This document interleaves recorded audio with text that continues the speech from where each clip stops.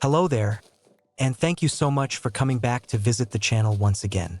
Today, I have gathered a special collection of additional stories that were sent in by our wonderful subscribers, and I am very eager to share them with you. I want to send my deepest and most sincere gratitude to every single person who took the time out of their busy schedules to write to me. I must admit that I have been feeling quite hesitant to start building anything new in the specific area of my Minecraft world because I was lacking inspiration, but I believe that I have finally come up with an idea that I really want to construct here. Therefore, my main focus for today will be on this new building project while I read through these interesting stories for you. So, let us go ahead and proceed with the very first email. Alright, the first story is titled, "My college roommate has romantic feelings for me, and I am not sure how to handle this situation." The writer is an 18-year-old male, and he and his two roommates have recently moved into their college dormitory together. It has been about 2 weeks since they moved in, and everything has been going very smoothly so far. However, his other roommate, who is a 19-year-old male, sent him a text message while he was in his art class, saying that he had a question and wanted to talk about it in person. The writer did not think much of it at the time, so he just went back to his dorm room after class. When he arrived, his roommate came in a few minutes later and basically brought up the fact that they are both bisexual, and he asked if anything romantic could develop between the two of them. This came as a complete and total surprise to the writer, and he was utterly shocked and taken aback by the question. Naturally, he said no because he did not have any romantic feelings for his roommate in any way. To be honest, he is not interested in being in a romantic relationship right now. Several hours have passed since that conversation, and he is still undecided on how he should handle this awkward situation. He has talked to a few friends about it. One friend suggested that he should tell his resident advisor about what happened, and another friend advised him to wait a few days and see how his own feelings develop. The main problem he is facing is that he does not want to live with someone who has feelings for him when those feelings are not mutual. Furthermore, the roommate expressed himself in a very polite and courteous manner, which makes the writer's emotions even more complicated. However, he also does not want to go through all the trouble and hassle of packing up and moving all his belongings again. In my opinion, you should do whatever makes you feel the most comfortable and safe in this situation.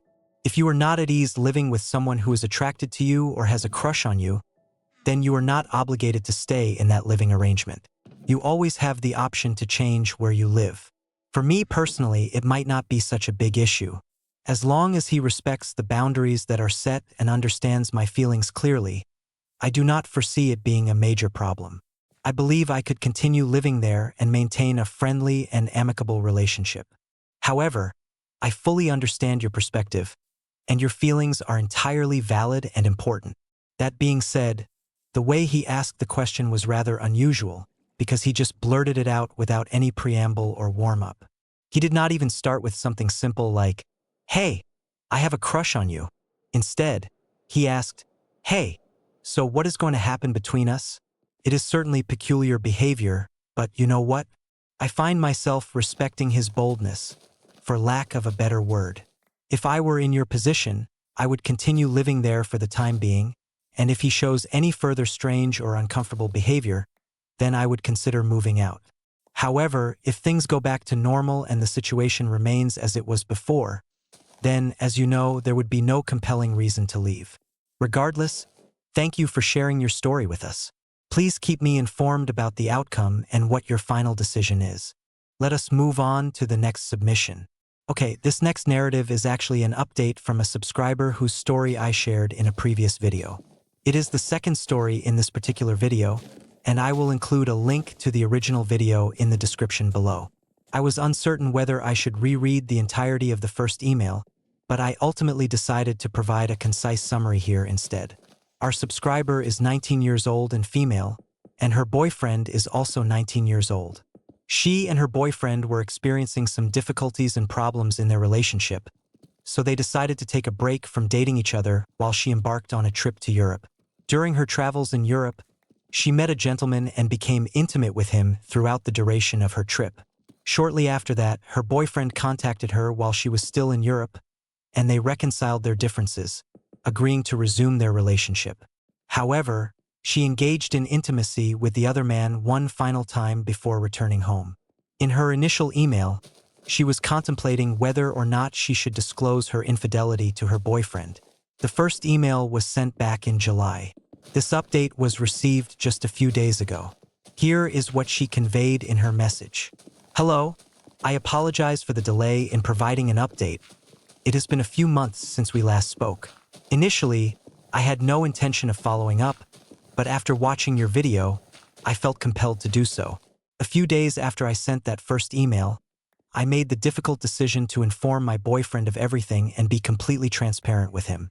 He expressed understanding and acknowledged the hurt it caused him, but he also confessed that he had been exchanging messages with other women on social media with similar intentions, although he had ceased these communications upon my return. It was a lengthy and emotionally challenging night for both of us, accompanied by many tears and difficult conversations. We entered another period of separation to allow ourselves some time to contemplate how we wished to proceed, given that we both held significant affection for each other. After a fortnight, which is 2 weeks, of no contact, texting, or communication whatsoever, we mutually decided that we wanted to remain together and attempt to move forward. And honestly, it has been wonderful since then. We commenced participating in online couples therapy sessions and have not experienced any disagreements since we started. We began looking at apartments to rent, primarily because he is still living with his parents and my dormitory situation was not ideal, but also because we genuinely desired to be in closer proximity to each other. Around mid to late August, we went for a nighttime drive, which was not an unusual activity for us to do together. He had his phone connected to the car's system, playing music, which meant that his applications and notifications were visible on the CarPlay display screen. Everything was normal until he received a notification from a female acquaintance whose name I did not recognize. I do not object to him having female friends, but he had never mentioned this individual to me before, and I was unaware of her identity, which felt rather peculiar and suspicious. The notification did not reveal the content of the message, only that she had sent something. Consequently, I did not react with an outburst or anything similar. I simply ignored it, and so did he. However, she then began texting with increasing frequency, to the point where he was receiving multiple notifications consecutively one after another. Naturally, I had to inquire about her identity. He stated that she was someone he knew from our high school days. Following this explanation, he disconnected his phone, and we listened to the radio for the remainder of the drive. We did not discuss the matter further that evening. Upon our return to his parents' residence, he promptly fell asleep. However, his phone continued to receive notifications from her. Since it was his phone, I was able to view the content of her messages through these notifications on the screen. My intuition had been correct. I do not know the precise details of any interactions between them, but her messages included statements such as, "Am I just another one-night stand to you? We have something special. Why aren't you responding to me?" Instead of confronting him immediately, particularly while his parents were present in the house, I simply departed and returned to my own home. The following morning, I informed him that we were ending our relationship permanently. He expressed a great many strong sentiments and inundated my phone with a mixture of insults and pleas for me to return to him. Eventually, he ceased his efforts, and we have not communicated since then.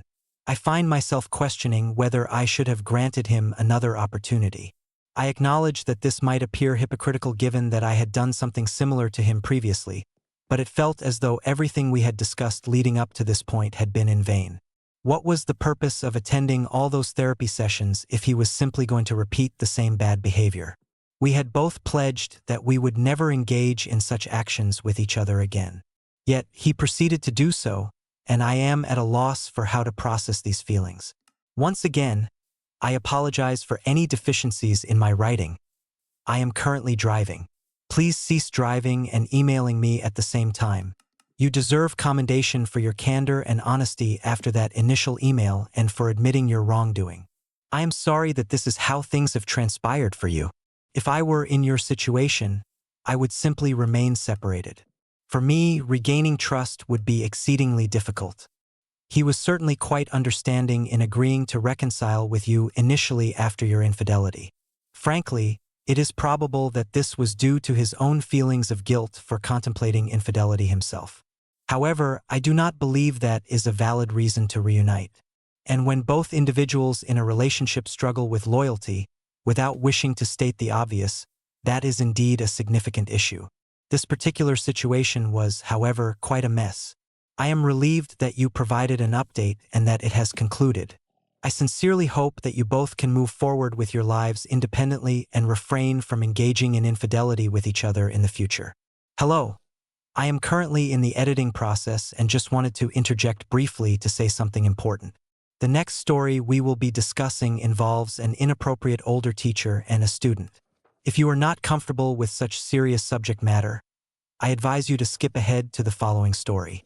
I often struggle with the decision of whether or not to read these more serious narratives, but I believe this one serves as a valuable cautionary tale for everyone. The question is, am I in the wrong for reporting my teacher? Please offer me some guidance. I am a 17-year-old girl, and I will be turning 18 next year. I am currently in my final year of high school. My school is quite small, so it is not uncommon for students and teachers to engage in conversations or form close relationships. Before the summer break last year, this teacher, who is 45 years old and male, and I began conversing after a chance encounter. He presented himself as pleasant and initiated discussions about stocks and adult life. We discovered numerous common interests and began sharing music recommendations. During the senior graduation event, we conversed further, and he provided me with his phone number so that we could play Fortnite together. He had engaged in this practice with many other students, so I did not find it unusual at the time. Subsequently, he requested that I babysit his 13-year-old daughter. I agreed because he stated he would compensate me well for my time. Through the babysitting arrangements, we communicated considerably more, with him texting me multiple times per week simply to inquire about my day and so forth. In many respects, he treated me more as a friend than as a student. He is quite laid back and lacks a filter in his speech. Therefore, when he started discussing the attractiveness of fictional characters, I was not overly surprised. I felt a degree of discomfort but let it pass. More instances of this nature occurred, where he casually mentioned sex and attractiveness. I continued to babysit for him, and the situation became increasingly awkward as he inquired about my romantic life and shared details about his own personal life. At one point, he referred to me as a cool chick and stated that he would love for his friends to meet me. He is a poker player, and the final incident before he was reported involved him suggesting that he would take me out to play poker with him. I recognize that this sounds peculiar, but I was inclined to go. However, my friend intervened and reported him after I confided in her. Given that the venue was an hour's drive away, everything happened quite rapidly, and my teacher was genuinely a nice individual in many ways. Everyone continues to tell me that my teacher was attempting to seduce me, particularly because he repeatedly instructed me to keep our interactions confidential. Yes. Oh dear. Oh my goodness. However, I can understand why, as a teacher, he would prefer to maintain his personal life separate from other students. He also frequently expressed his trust in me, which I regret betraying, as he was very kind to me. He performed many benevolent acts for me, and I feel like an absolute backstabber for getting him into trouble. I never observed any overt indications that he was trying to initiate a romantic or sexual relationship with me. As I mentioned previously, he is simply a talkative person and discusses everything. In a way, I feel as though he was attempting to act as a mentor to me, especially concerning the poker invitation. He is a genuinely kind man, and I feel utterly awful for reporting him and potentially jeopardizing the life of such a decent person. While some aspects were odd, I do not believe he harbored any malicious intentions whatsoever. I am unsure. Am I in the wrong for causing him trouble? Never speak to this creep again. Block him on every platform immediately. Your friend absolutely did the right thing by reporting him. You must stay away from this individual. The story is, frankly, disgusting to me. I am so sorry that you experienced this. It is not your fault for failing to recognize the signs that this person is a complete creep. He was employing extremely manipulative tactics and exploiting his position of authority over you. However, I want to emphasize that you need to be vigilant in the future for individuals like him. Teachers are not compensated to be your friend. They are paid to educate you. and this man is 45 years old. He is well aware that he should not be associating with a 17-year-old student. That is reprehensible behavior, and he should never be permitted near a school again. Ever. I am extremely pleased that you and your friend made the decision to report him. I sincerely hope that the administration at your school terminates his employment and that you never have to encounter him again. Having a supportive teacher is immensely important, and they can indeed serve as a mentor to you, but that is an entirely different kind of relationship than having a friend. A mentor assists in guiding your decisions for the future, but does not engage in discussions about your intimate life. The fact that this individual was discussing your sex life with you is astonishing and completely inappropriate for a teacher to do. And what is he doing inviting you to a poker night with his friends an hour away? Your friend is absolutely correct. That is a significant red flag. This narrative is perplexing to me. Okay, I believe I have concluded my discussion of this particular story. You should absolutely not feel guilty for reporting this teacher. You and your friend acted appropriately. Do not feel as though you betrayed him or anything of that nature. He is an adult and he knows he was crossing a boundary in his interactions with you, and he needs to face consequences for that. All right, let us move on to another story. I should perhaps mention that what I am constructing here today is an aqueduct, akin to a Roman-style aqueduct, or at least that is my current intention. I have observed individuals building these structures in Minecraft and decided to attempt it myself.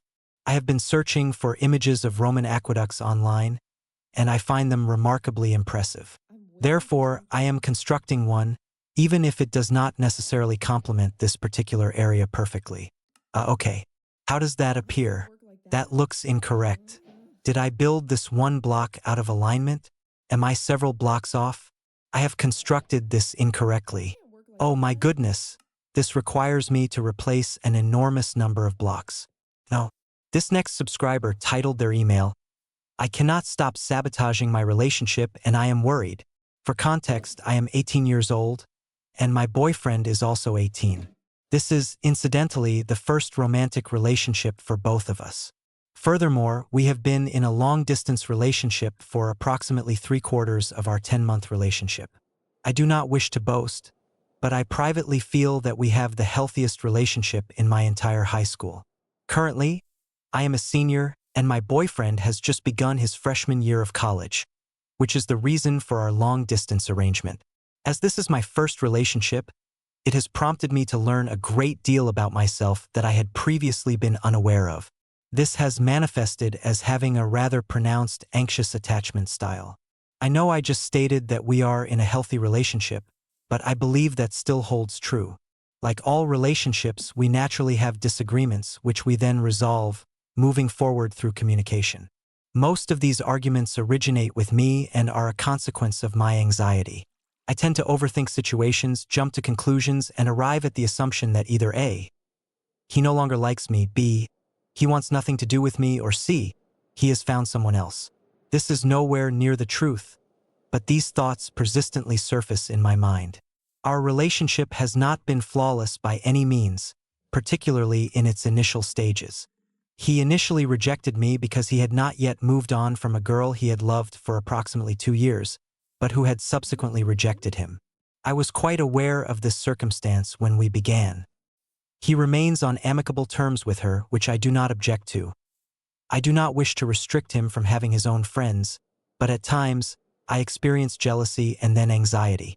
We had a disagreement concerning him spending extended periods on the phone with her when he had not done so with me for quite some time, to which he rather directly informed me that it was not problematic and that I am anxiously attached and need to overcome it.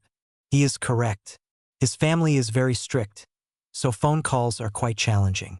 He comes from a conservative family, and they are already acquainted with her, so it is not difficult to explain when she calls. She was also undergoing a difficult period and desired someone to talk to. I understand that my reaction is unreasonable, but I cannot suppress these feelings.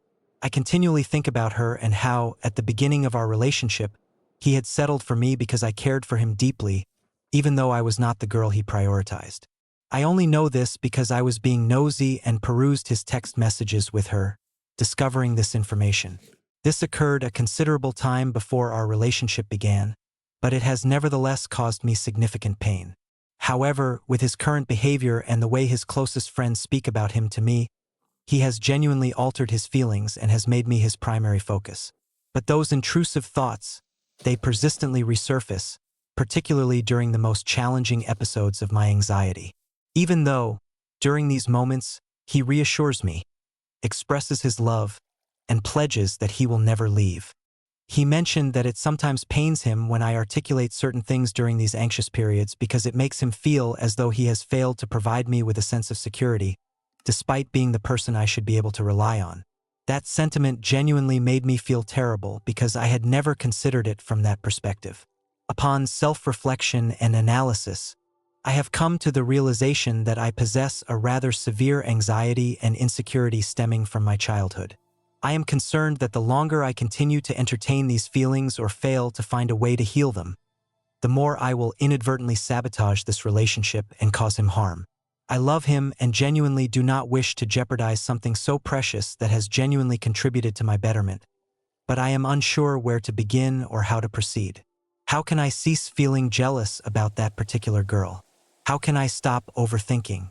I have many thoughts regarding that email, but this subscriber actually submitted an update just one day after the initial email. So, please allow me to read that very quickly. This is somewhat of an update. We had another argument last night. I confided my feelings to his best friend, and he was remarkably kind, assuring me that my anxiety is not my fault. He mentioned that he had spoken with my boyfriend about our disagreement. My boyfriend conveyed to him that it has become an obsession for me and that when I am away, I incessantly text him. He stated that it was not wrong, but he felt guilty that I was investing so much energy into him rather than focusing on matters that would be important to me. And he did not want me to experience heartache in the end. I am feeling depressed. I have not texted him since our argument because I simply feel too ashamed. I do indeed ruin things, and I believe I have ruined us. I am sorry. I do not believe you have ruined your relationship, nor do you need to feel guilty for experiencing anxiety. You are already aware of this, but regrettably, the more you scrutinize your partner's actions, the more likely you are to alienate them. It becomes a cycle where you experience increased anxiety about him communicating with his friend, which leads to him communicating with her more, subsequently amplifying your anxiety. Hopefully, there are other anxious overthinkers among our viewers who can offer their perspectives and assistance. I believe you need to have a candid conversation with him and offer a sincere apology for not fully trusting him, and then move forward by earnestly working on having greater faith in him. I emphasize this frequently, but you must trust the person you are with. I understand that after hearing some of the stories I am presenting today, it might be challenging to trust people, but if you desire a successful and enduring relationship, you must place your trust in them. However, I am also a self-sabotager. This is one of those situations where you feel undeserving of the positive things you possess. I do this all the time. It is akin to thinking, things are finally going my way. Now is the time to dismantle it all. It appears you have a dependable boyfriend who happens to have a female friend. And sometimes a good thing is simply just a good thing. Learning that you deserve good things is, paradoxically, a difficult concept to accept. Frankly, that is still an area I am actively working on. So you and I share that in common. But thank you for sharing your experience. Speak with your boyfriend. Everything will be all right. And perhaps review some comments. I am certain there are many others who feel precisely the same way. Okay, let us proceed to another submission. Okay, this next subscriber titled their email, Roommate from Hell. Alright, we have encountered another roommate predicament. I have been receiving quite a few emails concerning cohabitation situations, particularly those involving the early college years. It appears that with the recent commencement of the fall semester, a considerable amount of interpersonal drama has surfaced. Here is the latest submission. I have also posted this on Reddit, but I am sending it in because I anticipated you would find amusement in sharing a laugh at my roommate's expense. My new college roommate and I are at odds.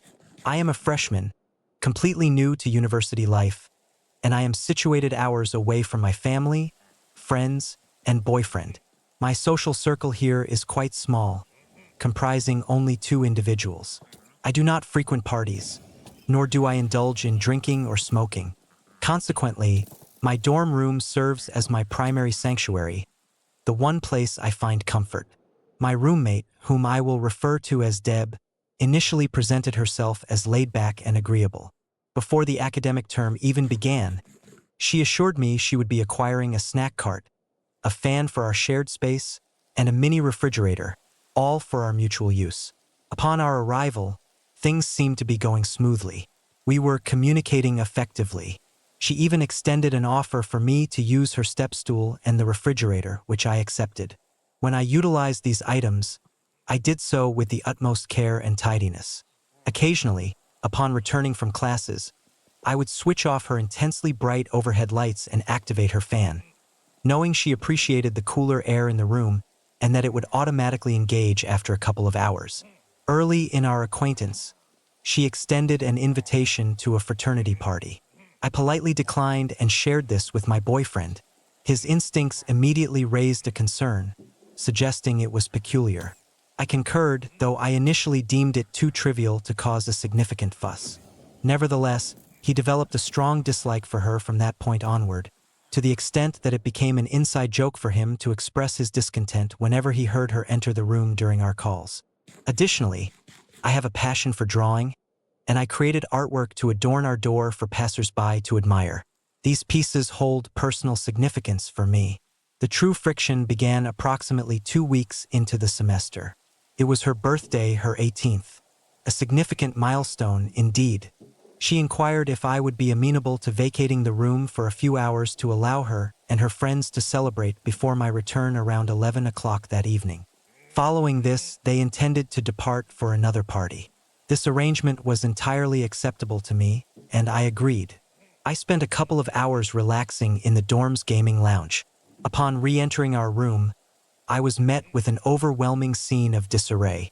Bottles, cardboard boxes, scattered papers.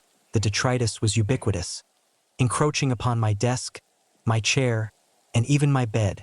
Personal belongings, including chargers, were strewn across my bedding, and my Bluetooth speaker had been left powered on.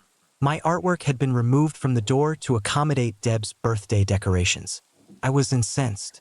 In my immediate frustration, I neglected to document the mess with photographs, opting instead to consolidate the trash onto Deb's side of the room. The following day, I cautiously broached the subject with her, remarking, "Hey, would it be all right if, next time you have friends over, they refrain from leaving trash on my side of the room?" Her response was a simple, "Oh, sorry, I didn't realize they did that." And that was the extent of the conversation.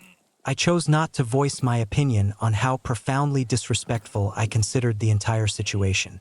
I also mentioned the removal of my artwork, a detail she seemed to dismiss entirely. The subsequent day, I found myself locked out of our room. I had stepped out to make a phone call to my boyfriend in the gaming lounge while Deb was present in our room. My phone's battery was critically low, and upon my return, the door was secured. I sent her a text message, to which she replied that she was not present and would not be returning. A few days later, another incident transpired. Upon concluding my classes for the day, Deb inquired if she could have a friend over for the evening and if they could stay overnight. She posed this question on the very same day. My initial response was, "Sure, no problem." However, after some consideration, I added, "Just please ensure there is no trash left on my side of the room, and kindly refrain from using my speaker." This elicited an explosive response, a lengthy text message wherein she labeled me as rude and inconsiderate. She reminded me that she had already apologized for the previous mess and asserted that she shouldn't even need to request permission to bring a friend to her room, which she claimed to be paying for. Furthermore, she referenced my perceived exaggeration of her boyfriend's visit a few weeks prior, a statement that left me utterly bewildered. Who had brought him into this discussion? She also brought up my alleged habit of using her possessions, such as turning off her blindingly bright lamp, reactivating her fan on her behalf, utilizing a step stool which I consistently returned to its designated spot, borrowing her mini refrigerator, accessing her snack cart, and employing her glue dots. I responded by stating that I was not behaving rudely and that her bringing someone over was of no concern to me. I also questioned why she felt compelled to ask my permission in the first place if her response was simply that it was irrelevant. Ultimately, I completely disengaged from further conflict. I ceased using any of her belongings that she had purchased. The next incident was indeed my oversight, and I readily admit fault. Essentially, I was engaged in a lengthy phone conversation with my friends late into the night, while Deb was attempting to sleep. This was unequivocally poor behavior on my part. I should have relocated to the gaming lounge. Her reaction, however, was to blast Taylor Swift and country music at the maximum volume on her phone speaker throughout the entire night. Eventually, a resident advisor knocked on our door, requesting that we lower the noise. I attempted to communicate with Deb to reduce the volume, but she feigned ignorance. The following day, she informed me of my supposed rudeness and inconsideration, bombarding me with text messages throughout her workday. I apologized and reiterated that if I ever needed to contact anyone again, I would utilize the gaming lounge. She then suggested that I relocate, expressing a desire to avoid us perpetually hating each other. I was taken aback by her suggestion that I simply move out. The most galling aspect of this situation is that she resides only 45 minutes away, possesses a vehicle on campus, is employed, and has her own financial resources, yet she is urging me to depart. There was another instance where I reiterated my feeling of being disrespected due to her friend's actions of taking my artwork and leaving a mess on my side of the room. Her response was, and I quote, "I'm finished discussing this. I've already apologized, and I'm weary of you constantly bringing it up." So she dictates when the topic can be revisited and what constitutes her offense. Understood. Since that exchange, we have maintained a silence, likely because I am such a terrible person. I vacate the premises when she needs to sleep, I leave her belongings untouched, and I keep to myself. A truly reprehensible individual, I know. Last night, she kept her lights on from midnight until 3 in the morning, preventing me from sleeping. She returned shortly after 3, inebriated, speaking loudly on her phone, and proceeded to discuss me as if I were not present in the room. I was on a call with my boyfriend at the time who also overheard her. After enduring her recount of the previous night's festivities, I stood up, retrieved my phone, and asked my boyfriend, "Are you awake? I hope you didn't hear all that." With a chuckle, I then retreated to the bathroom. Upon my return to the room, she had departed. Nevertheless, we haven't communicated in several weeks, and I am already making plans to become an RA next semester to extricate myself from this situation. I am pondering if I am the problem here. I do not believe you are entirely at fault. You are certainly not without blame, as both of you are engaging in behaviors that provoke one another. However, I entirely agree. Her actions are unreasonable. Leaving her trash on your bed and removing your artwork is highly inappropriate and would undoubtedly agitate me as well. The fundamental issue is that you two simply do not get along, and that is perfectly acceptable. The crucial aspect is to cease retaliating against each other. It will be challenging, but you must find a way to coexist peacefully within the same space. One realization that often dawns during one's first year of college is that becoming friends with your roommate is not a mandatory outcome. Sometimes you are fortunate and are paired with someone compatible, but more often than not, that isn't the case. I can certainly empathize with your situation, as my own college roommate would stay up until 2 in the morning playing League of Legends every single night. It drove me absolutely mad. I endured a full year of listening to him call out for ganks. And then, I simply never spoke to him again, and life moved on. I completely agree, though. It is astonishing that she is suggesting you move out. If she desires a change, she is the one who can initiate it. However, that being said, if the situation has become genuinely unbearable for you, I am certain there are individuals at the university you can consult who can facilitate a room transfer. Administrators handle these matters frequently. This is the predictable consequence of randomly assigning roommates. One of the points you raised was her invitation to a fraternity party within the first few days, which you and your boyfriend found somewhat unusual. I actually believe she was simply being friendly and including you in her evening plans. From my perspective, that doesn't raise any red flags. But then again, I wasn't present. I think your strategy of aiming to become an RA next semester to escape her is an excellent one, and you should absolutely pursue it. Help. I might be a narcissist. Okay, this subscriber wrote, I am male, 17 years old, and my father is a narcissist. He engaged in infidelity with my mother, used illicit substances, and served extended periods of incarceration, typical narcissistic behaviors. He also has bipolar disorder, which, in essence, means he can oscillate between positive and negative moods almost instantaneously. Mental illnesses and challenges can be passed down to one's children, and I have observed indications of bipolar disorder within myself. However, I am struggling to ascertain whether I exhibit narcissistic tendencies. I am unsure where to seek support for this issue, so I have decided to confide my deepest secrets to a YouTuber, as I am desperate. One reason I question my potential narcissism is in relation to women. I have experienced some intense situations which I won't delve into directly, but my father has as well. He used to cope with his trauma through substance abuse, but after entering rehabilitation and achieving sobriety, he began to address his trauma through his interactions with women. I suspect I am replicating this pattern. I am currently in a long-distance relationship, and it has become rather monotonous. To be candid, I receive a considerable amount of attention from other women I know, and at times I contemplate infidelity. I recognize that this is wrong and I haven't acted upon it, which, in my view, suggests a lack of narcissism, given my restraint. I am beginning to feel as though this is more a part of my inherent nature than a fleeting negative thought, as every relationship I enter into is accompanied by these feelings, and I consistently experience guilt afterward, which also doesn't strike me as narcissistic. I am simply seeking guidance on how to curb these thought patterns. And if you believe I am a narcissist, this is precisely the type of story I shouldn't be discussing, as I possess no knowledge of psychology. These matters are far better addressed by a mental health professional, a recommendation I would offer you. I am not equipped to handle this. However, I cannot definitively say whether you are a narcissist or not. But if, in every relationship you enter, you contemplate infidelity and prioritize garnering attention from other women, then you are simply not prepared for a relationship. You may be a narcissist, or you may simply be a 17-year-old male who has a great deal of maturing to do. 17-year-old males frequently entertain narcissistic and self-centered thoughts.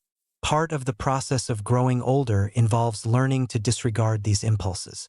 And, without delving too deeply into personal matters, if you believe your father to be a narcissist, then utilize him and his actions as a cautionary example of what not to emulate. You are not destined to be like your father. You are demonstrating thoughtfulness regarding this issue. In fact, awareness of the problem is, in my opinion, the initial step towards self-improvement. However, yes, if you find yourself bored in your relationship and contemplate cheating, then do not remain in that relationship. That behavior is indeed narcissistic. I generally don't undertake elaborate or particularly realistic constructions. So, I am venturing somewhat outside my comfort zone today. I don't dislike the progress thus far. I believe it actually harmonizes quite well with the surrounding environment. I am experiencing a slight regret regarding my choice of materials, as they blend in a bit too much, but it doesn't look bad, all things considered. This next subscriber titled their email, I feel like I'm stuck. They wrote, Hey, I have never really done anything like this before, so I apologize if I sound a bit rambling or unusual. That is perfectly fine. It is all good, man.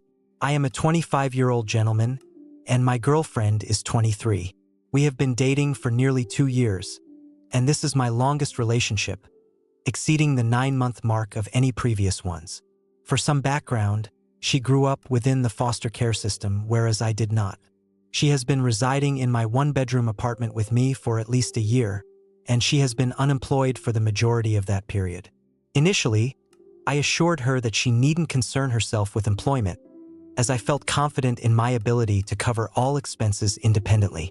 I strive for a high degree of financial autonomy. However, a few months ago, I informed her that I could no longer sustain both of us solely on my income. She has held 4 distinct positions during our relationship, and she was terminated from 3 of them due to unexcused absences.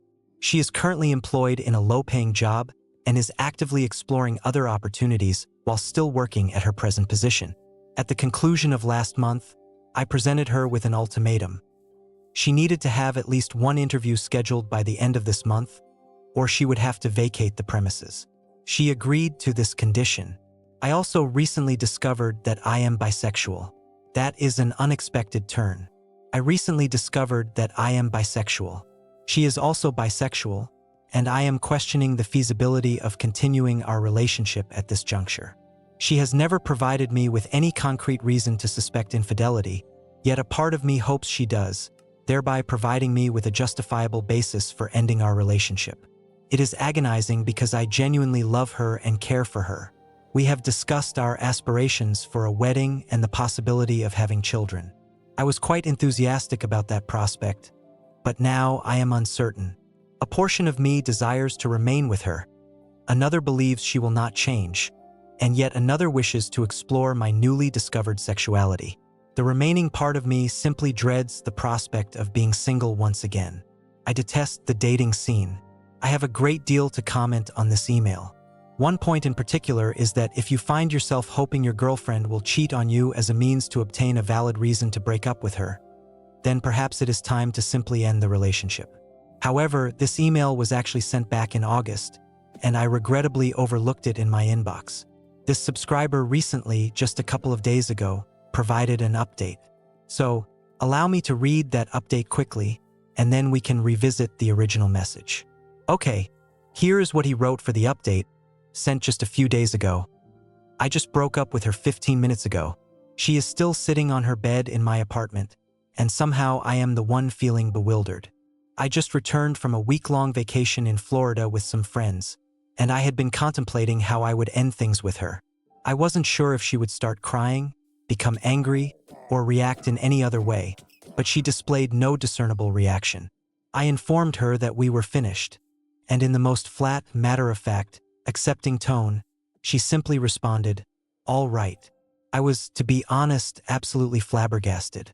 I attempted to discuss with her why she seemed so indifferent to the fact that I was ending our nearly 2-year relationship.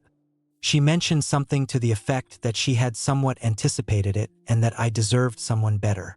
I am beginning to suspect that perhaps she wanted me to initiate the breakup, and that she was merely with me out of convenience and for the provision of a place to stay. This entire situation is dreadful, and I apologize. Breakups are never easy. I believe you accomplished something incredibly difficult. It is not simple to end a relationship when you share living quarters, and especially when your financial affairs are as intertwined as yours were. However, I do feel a great deal of sympathy for your ex. It appears she was in a very precarious position.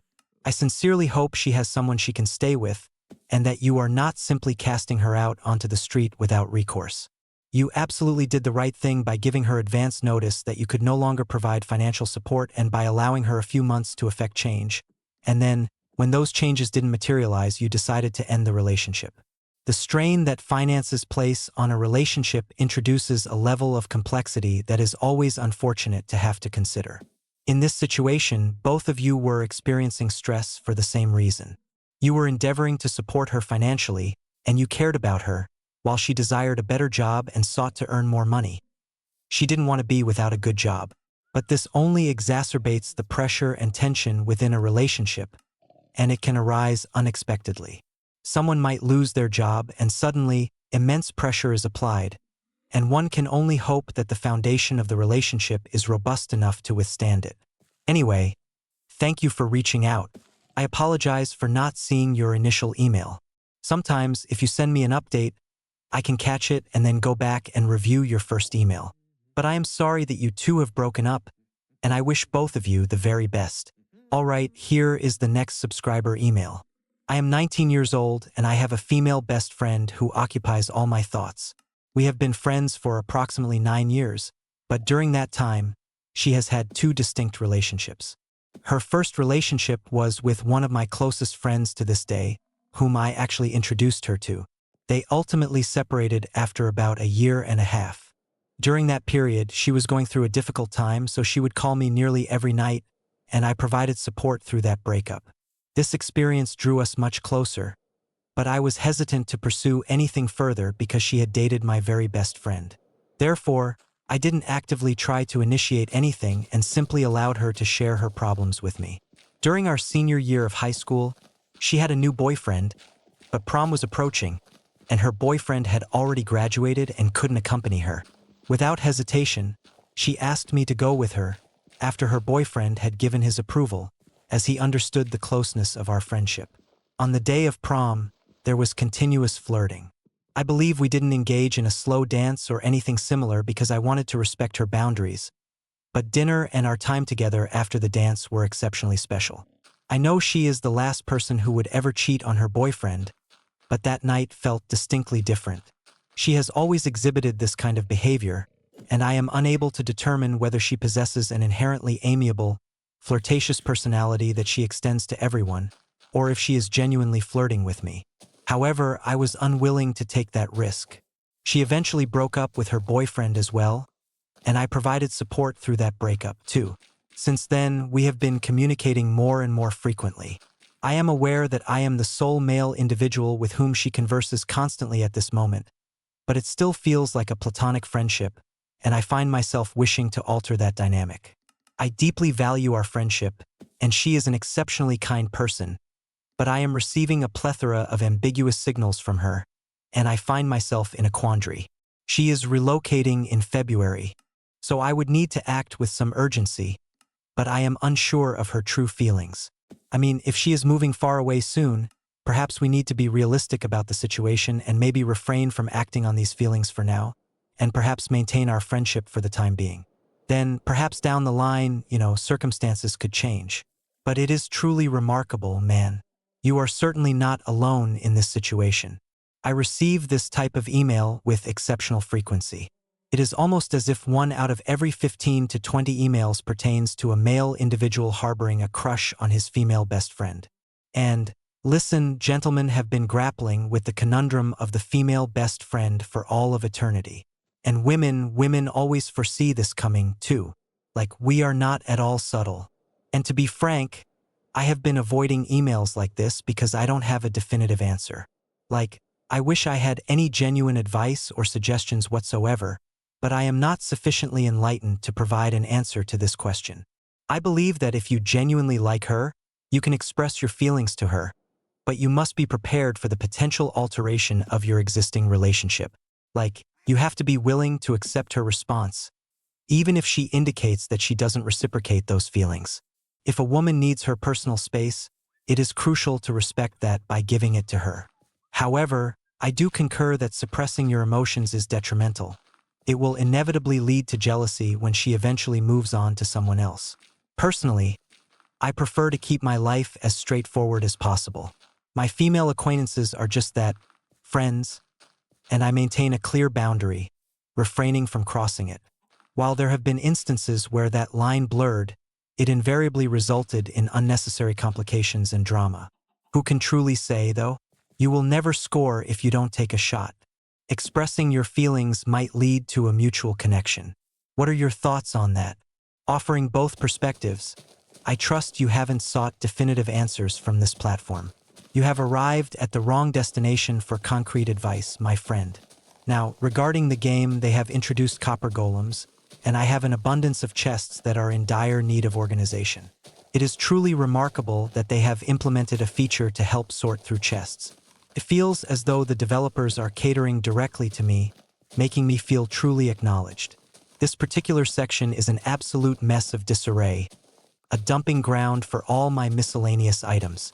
I suspect these golems won't interact with shulker boxes, but it would be beneficial to extract items from them and categorize them.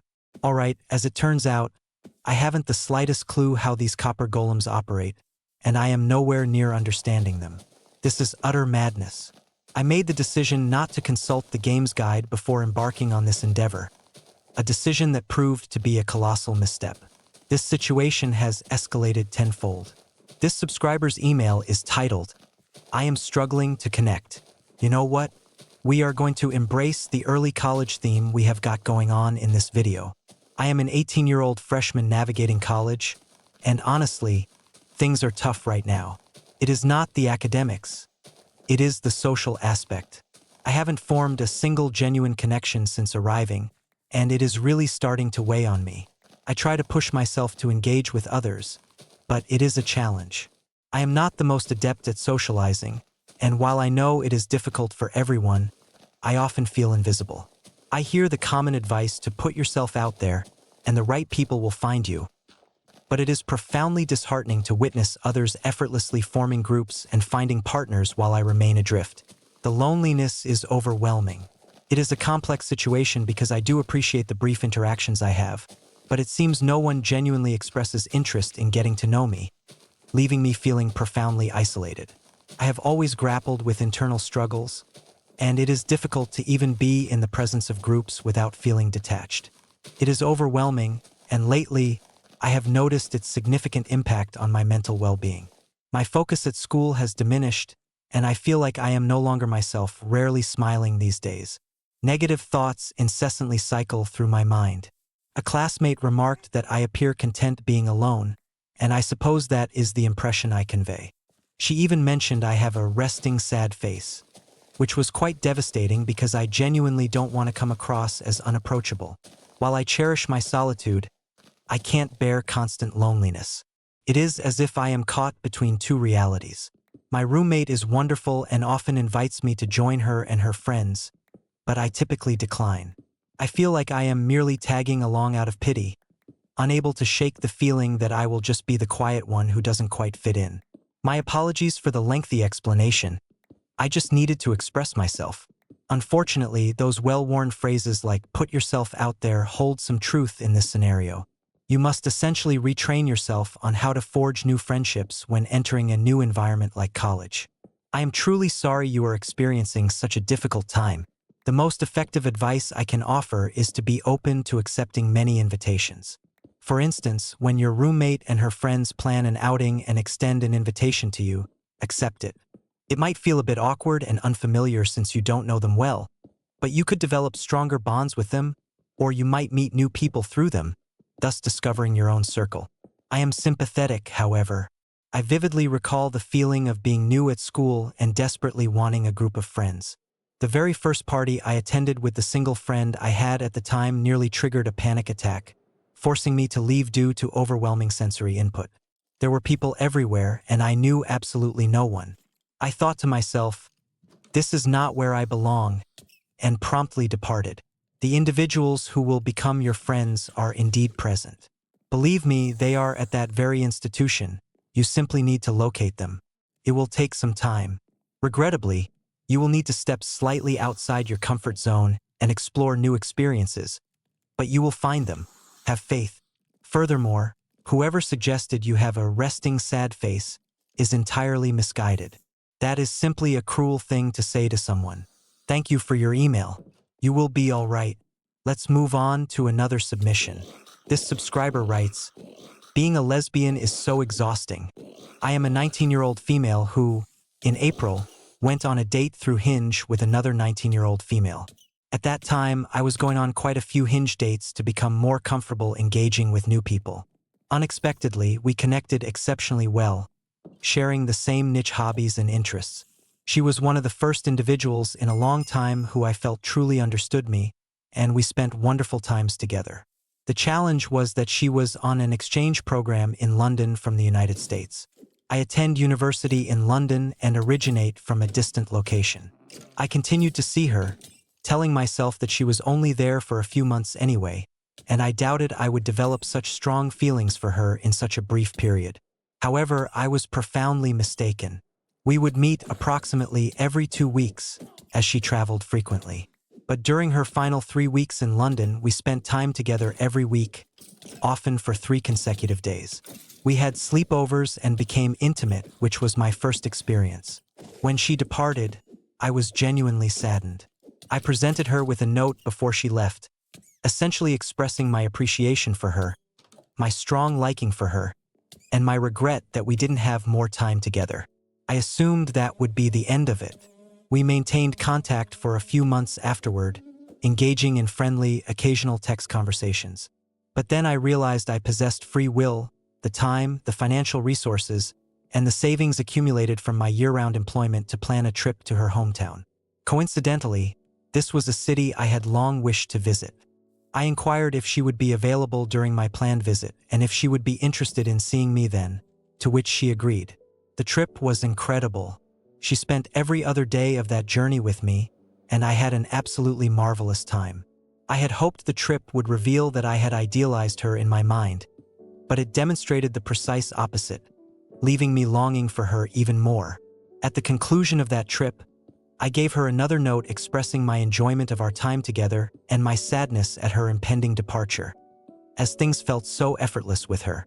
She responded later that day via message, stating she felt precisely the same way, that the timing of our connection was unfortunate, and that she would always hold an interest in me. It has been approximately 1 month since that trip, and I have been consciously avoiding messaging her, believing it is more sensible to move on. However, I remain completely fixated on her. We have exchanged messages perhaps 3 times since then, brief conversations only, and I am uncertain of my next step. I don't know whether I should convey my feelings to her and inquire if she reciprocates them. If she does feel the same way, I am unsure whether to suggest we pursue a relationship officially, despite the long distance, or if I should simply endure the discomfort and try to get over her. The latter option is something I genuinely wish to avoid. A part of me also feels selfish for bringing up my feelings, as she might have already moved on. For context, the logistics of a relationship between us are exceptionally unfavorable. I attend university in London, with only 1 year remaining, and I intend to pursue a master's degree in the United States. However, if I do pursue my master's, I am obligated to return to my home country for 5 consecutive years due to my scholarship. If I forego my master's, I am still required to return to my home country for 3 consecutive years. Logistically, it simply doesn't make sense. Yet, I remain utterly consumed by thoughts of her. I am at a loss as to what course of action to take. I am somewhat conflicted about what to say here, and I suspect you might receive differing opinions from various individuals. I tend to approach such matters with a degree of realism. If I were in your position, I too would be trying to move on and would cherish the wonderful experiences shared with a remarkable person. As I have stated before, sometimes you encounter an exceptional individual, but the timing is simply not conducive. However, that is just my perspective, and you are young, and it is perfectly acceptable at times to simply take a chance and express your feelings to someone. It might not work out, and if it does, it would be a long-distance relationship which would be challenging and potentially unpleasant. But I suppose if you feel that distance won't be an obstacle and you genuinely can't stop thinking about her, then articulate your feelings and ascertain if she feels the same way. I have experienced long-distance relationships. They are not ideal, but they can be made to work. At the very least, I believe it is acceptable to maintain contact with her. Sending her a message periodically to catch up wouldn't be detrimental. And who knows, if you ever find yourselves in the same geographical location, living in the same place at the same time, you might be able to rekindle what you had. However, if you decide that the no-contact approach is more beneficial and you simply wish to move forward with your life and overcome your feelings for her, I believe that is entirely justifiable, and it will be difficult for a while. Getting over someone simply requires time, unfortunately. Little by little, you will be able to move on. Thank you for your email. Please let me know your decision. Alright, so, I was experimenting with an overgrown, mossy aesthetic for the aqueduct, but I am not entirely satisfied with it at the moment. I feel somewhat uncertain about it. I seem to have reached an impasse with that particular element and might need to revisit the aqueduct at a later time. However, I am quite fond of the field I created earlier with its somewhat rustic walls. I believe some farmland would complement the aqueduct nicely. So, that is what I will be focusing on for now while I read the rest of these stories. This subscriber writes, "My coworker became angry with me for not driving her home. Am I in the wrong? I did not wish to drive my coworker home. She is a year older than me, and I had recently obtained my driver's license and had begun commuting to and from work independently. My coworker and I had a cordial relationship at the time, and I had gotten to know her outside of our work environment. She was a bit peculiar, but then again, aren't we all? Anyway, we were closing up the restaurant together one night, and she requested a ride home. I inquired, 'Don't you have your license yet?' She offered various justifications for not wanting to obtain one, and I understood that driving can be intimidating at times. So, I gave her a ride home after work that night, thinking nothing of it, and she thanked me. The next shift we worked together, she asked again. Now, this might sound petty on my part, but I genuinely did not want to drive her home that particular night. So, I fabricated an excuse claiming I had prior commitments. She acknowledged this, and we continued working, with her mother ultimately providing her with a ride home. The following day, I departed for the day, but she did not. She then sent me some passive-aggressive messages on Instagram, complaining about my perceived failure to perform my duties and making an unfunny jest about me not receiving a promotion. I had made a minor oversight by not refilling one of our cleaning stations, but it was insignificant. This genuinely hurt my feelings at the time and left me feeling quite distressed. She has never offered an apology for this incident and has essentially acted as if it never occurred. Was her reaction justified? Or was I being excessively rigid in this situation? Yes, my friend, you are in the right. It is not your responsibility to drive her home. If she behaves in a peculiar and petty manner about it, that is her issue, not yours. It is not as if you stated you would never drive her home again. You simply didn't wish to do so on that specific occasion. That is perfectly acceptable. I worked at a diner during my high school years, and one of my coworkers genuinely disliked me. She was about 5 years my senior and still harbored animosity towards me. She was an adult who harbored resentment towards a high school student. It was unpleasant and made my job significantly more difficult. However, you are there to earn money. You are not obligated to be friends with your coworkers, although it is certainly preferable if you are. But if one of them doesn't like you, that is a normal occurrence. It happens. Simply collect your earnings and depart. But yes, you are not in the wrong here. Hopefully, she will cease sending you passive-aggressive messages on Instagram. That is going too far. Okay, let us read another story. Okay, I am unsure where to integrate this into the video because I was literally about to conclude the recording process when I received a final update from the individual who, earlier in this video, ended his relationship with his girlfriend because she was unable to support herself and he no longer wished to provide financial assistance. It feels inappropriate to omit this from the video, so I will read through it very quickly. My man, your timing for this email is impeccable. You have just managed to slip this in. Here is what he wrote. Final update, I promise.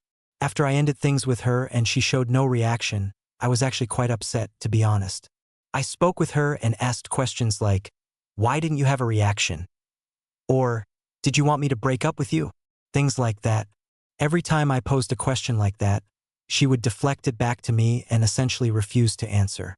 Eventually, she more or less informed me that she had anticipated this outcome and that she had fallen out of love with me some time ago. She did not initiate the breakup. Instead, she waited months for me to do it. Around the time she began to lose feelings for me, she developed feelings for one of her coworkers. I didn't become aware of this until a few hours before she departed my apartment. She frequently spent time with her coworker and even brought them to my apartment against my wishes. I ended the relationship on a Saturday, but she didn't leave until Tuesday. For practically the entire duration she was there, she was on the phone with her friends and family. They all sided with her and she was laughing with them about how embarrassing they found the situation for me. Finally, on Tuesday, she announced that she had a friend who was willing to let her move in. The complication was that this friend required $150 for this arrangement. Long story short, I provided the friend with the money simply to expedite her departure from my life. As she was leaving, I told her, I hope you treat her, the coworker, better than you treated me. She responded, I will treat her so well. She loves me, and I always treat girls right. It is now Thursday, and she still has 2 large garbage bags filled with her belongings in my apartment. I am waiting until Sunday for someone to come and pick them up. Hopefully, she will do so, allowing me to finally move on with my life. I am so sorry, man. This is truly unfortunate.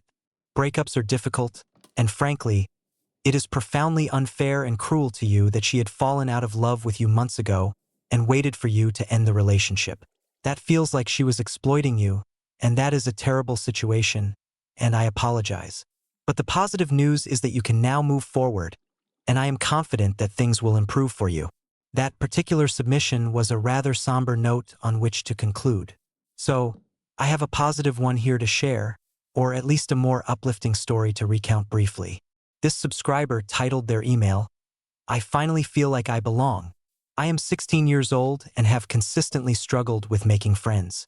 I am autistic and I am typically perceived as the academically gifted student in class, which has historically been sufficient reason for my peers to target me.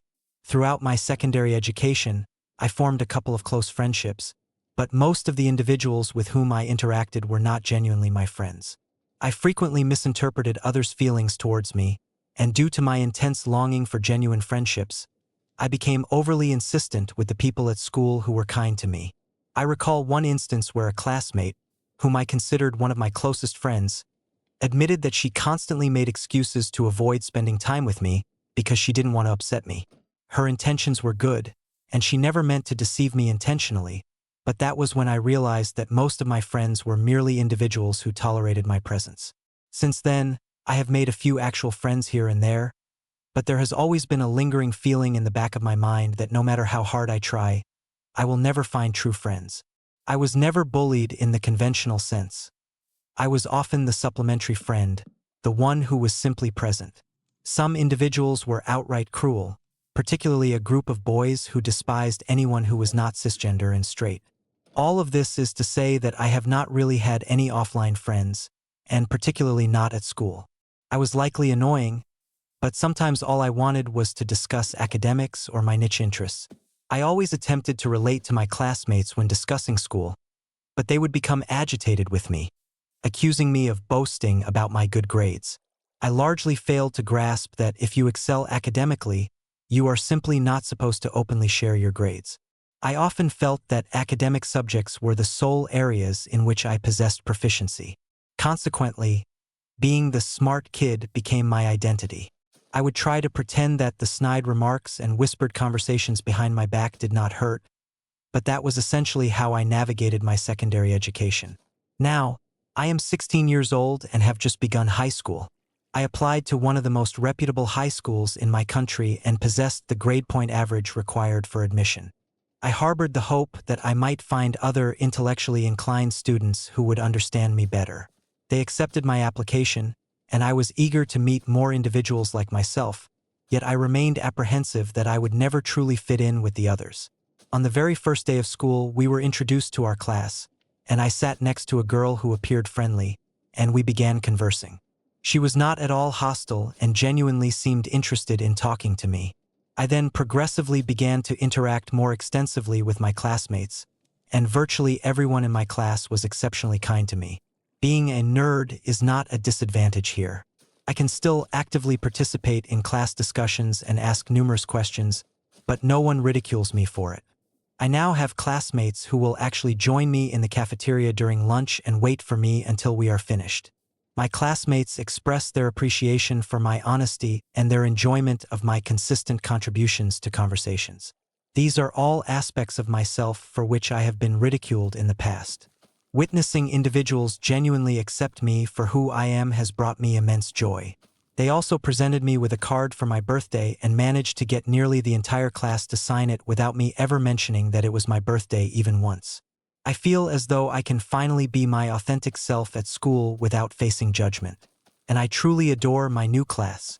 I am primarily writing this to share my experience and also to convey a message to other individuals like me, to all the quirky kids, the eccentrics, the pets, and the neurodivergent children. You will find your place in the world and people will embrace you for who you are. It could require a significant amount of time, perhaps even a decade of education, much like my own journey, but rest assured, there will always be someone who values you for who you truly are. I don't have a great deal more to add to this particular narrative. I was simply immensely pleased with how you concluded that segment. My sentiments completely align with yours. Occasionally, it simply takes a period to discover your true community. I am absolutely delighted for you, and it appears you are genuinely content with your current circumstances in life. Furthermore, you mentioned your Finnish heritage and that you hail from Finland, which I find remarkably impressive. I don't intend to group you with nations like Norway and Sweden or their neighboring countries, but that particular region of the globe has always been a destination I have longed to explore. It sounds incredibly appealing. Alright, that concludes the subscriber-submitted stories from Minecraft that I have for you today. Here is the field and the aqueduct. I find it quite pleasing. I believe it turned out rather well. It is certainly not a finished product yet. I have encountered a bit of a creative impasse regarding the subsequent steps for the aqueduct. Therefore, if any suggestions come to mind, please share them. However, I anticipate completing it in a subsequent video. But observe this. It genuinely presents a striking appearance when viewed from afar. And I do concede that it contributes to unifying the area to some extent. Nevertheless, enough of my own discourse. I am rather weary of listening to myself and am considerably behind schedule in publishing this video.